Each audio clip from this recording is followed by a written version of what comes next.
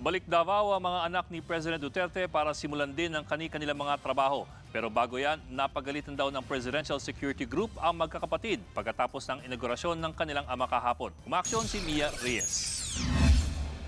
Ganito na ang eksena sa Davao City sa unang araw ng pagsisimula ng Duterte administration. Binaklas na ang larawan ni Noynoy Aquino sa Sangguniang Panglungsod Office para ilagay ang larawan ni President Rody Duterte, ang mga anak na sina Inday Sara bilang alkalde at Vice Mayor na si Paulo. Guardyado na rin ng Presidential Security Group o PSG sina Sara at Paulo, maging ang kanilang opisina. Marami na rin ang mga nagpapaselfie sa kanila. Nagsimula na magtrabaho si Sara ngayong araw pero tumanggi na muna siya magpa-interview.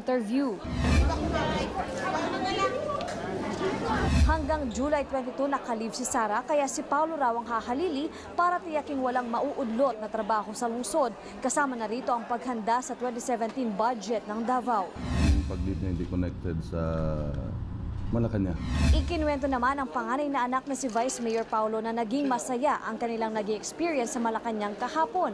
Pero napagalitan daw sila ng PSG. Nagkagulo pa nga ang PSG because after the inauguration, kami lahat lumabas dun sa street. Pasalamatan yung mga sa Malacanang. Pasalamatan yung mga well-wishers ni President Duterte. Galit. Kulang na lang sabihin nila, matigas talaga ulo ng mga Bisaya. Kinumpirma naman ni Paulo na magtatrabaho pa rin daw si President Digong sa Davao.